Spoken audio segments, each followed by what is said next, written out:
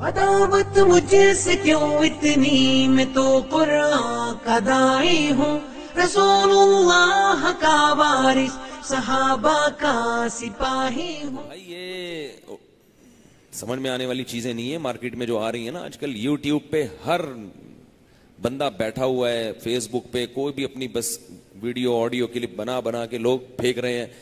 ہاتھ جوڑ کے کہتا ہوں مجھے کوئی مسلک پرستی کا شوق نہیں ہے، نہ مجھے کوئی تعصب ہے۔ مذاہب اربعہ کے کو جب تک فالو کرتے رہو گے ان چاروں اماموں کو، اس وقت تک خیر میں رہو گے۔ زیادہ سے زیادہ اگر غلطی ہوگی تو ایک اجتہادی خطا ہوگی جس میں کسی بڑے مجتہد کا قول ہوگا، اتنی بڑی خطا نہیں ہوگی کہ بالکل ہی آؤٹ ہو جاؤ۔ لیکن ان مذاہب اربعہ سے نکل گئے تو پھر بریکیں فیل ہیں، پھر بریکیں فیل ہیں۔ ہر شخص قرآن و حدیث کا لیبل لگا کے تمہیں کہاں سے کہاں لے جائے گا۔ تو جب بھی کوئی آیا کرے نا تو آپ اس سے پوچھو ان چاروں ائمہ میں سے کسی کا اس پہ قول ہے، فتویٰ ہے؟ اگر وہ کہے نہیں ہے تو آپ بولو بھائی ان کی عقل آپ کی عقل سے زیادہ تھی۔ وہ کہے گا نہیں ہم قرآن و حدیث کو ماننے کا ہمیں حکم ہے، ہمیں ائمہ کو فالو کرنے کا حکم نہیں ہے، تو بولو قرآن حدیث وہ لوگ ہم سے زیادہ سمجھتے تھے، دیٹس آل، ختم ہو گئی بات۔ ایک چھوٹی سی بات کر کے یہ ٹاپک کمپلیٹ کر کے پھر اپنے موضوع کی طرف چلتا ہوں۔ دیکھو اسلام میں جو پہلا فرقہ پیدا ہوا ہے وہ قرآن و حدیث کے نام پہ پیدا ہوا ہے، خوارج۔ وہ بڑے عبادت گزار بھی تھے اور قرآن کی آیتیں پڑھا کرتے تھے دلیل میں۔ اس فتنے سے اللہ نے بچایا کس کو؟ جنہوں نے صحابہ کو آنکھیں بند کر کے فالو کیا ہے۔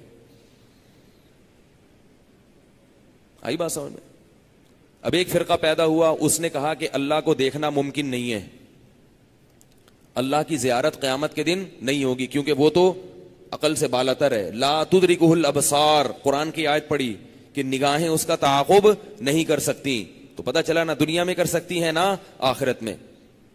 صحابہ کا عقیدہ کیا تھا کہ آخرت میں اللہ کی زیارت ہوگی، تو جو صحابہ کو ماننے والے تھے انہوں نے کہا تمہارے دلائل ایک طرف، ان دلیل کا جواب ہمیں آئے نہ آئے لیکن ہم کس کو مانتے ہیں کہ قیامت کے دن اللہ کی زیارت نیک بندوں کو ہوگی، ختم۔ یہ کیسا قرآن ہے جو صحابہ کو سمجھ میں نہیں آ رہا؟ پھر یاد رکھو صحابہ پہ معاملہ آ کے رکتا نہیں ہے۔ بعض کہتے ہیں ہم صحابہ کو مانتے ہیں اس کے بعد کسی کو نہیں مانتے، غلط۔ صحابہ کو ماننے والے کون تھے؟ تابعین۔ تابعین میں جو ائمہ ہیں مشہور ہیں، ایسے نہیں کہ ہر ایک میں تو گمراہ بھی ملیں گے آپ کو، خوارج بھی ہیں تابعین میں، معتزلی بھی ہیں، روافض بھی ہیں، ہر طرح کے لوگ ہیں۔ تابعین میں جو اہل سنت والجماعت کے امام سمجھے جاتے ہیں، جن کے فتاوی کو فالو کیا جاتا ہے، حدیث میں جن کو امام سمجھا گیا ہے، پھر ہم ان کو فالو کرتے ہیں، پھر ان کے شاگردوں کو فالو کرتے ہیں، پھر امت نے جن پر اعتماد کیا۔ امام بخاری کو ہم کیوں مانتے ہیں محدث؟ امت نے کہا، ورنہ ہمارے پاس کوئی قرآن و حدیث سے دلیل ہے کہ امام بخاری محدث ہیں بھائی؟ لیکن امام بخاری کو ہم فقہا میں شمار نہیں کرتے کیونکہ امت نے ان کو فقہا میں شمار نہیں کیا۔ اس کی سب سے بڑی دلیل یہ ہے کہ کہیں بھی فقہی مسئلے پر بحث ہوتی ہے کتابوں میں، اس میں امام بخاری کا تذکرہ نہیں ہوتا۔ امام ترمذی امام بخاری کے شاگرد ہیں، جب بھی کوئی حدیث بیان کرتے ہیں جس میں کوئی اختلافی مسئلہ ہوتا ہے، اس میں ابو حنیفہ کا قول ذکر کریں گے اہل کوفہ کے نام سے یا امام حنیفہ کے نام سے، عبداللہ بن مبارک کا قول ذکر کریں گے، امام احمد کا، امام شافعی کا، اپنے استاذ امام بخاری کا قول ذکر نہیں کرتے کیونکہ وہ جانتے ہیں کہ ان کو حدیث میں شہرت ہے۔ قرآن و حدیث سے جو مسائل نکالنے کا فن ہے اس میں اللہ نے ان کو شہرت اور مہارت نہیں دی۔ تو امت نے حدیث میں امام بخاری پر اعتماد کیا، فقہ میں کس پر اعتماد کیا ہے؟ چاروں ائمہ پر۔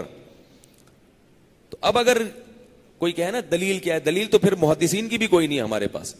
تو اس لیے آپ قرآن و حدیث کو فالو کریں، مگر قرآن و حدیث کی وہ فہم جس پر صحابہ تابعین چلے، ائمہ اربعہ چلے۔ سمجھ رہے ہو بات کو؟ مجھے ہے کفر سے نفرت، میں تو حق کا فدائی ہوں، زمانے کے ہر ایک ظالم ہر جابر سے لڑتا ہوں، مجھے جو حکم ربی ہے وہی میں کام کرتا ہوں. میں ایسی قوم سے ہوں جس سے باطل دل لرزتا ہے. بڑا مسٹر بنا پھرتا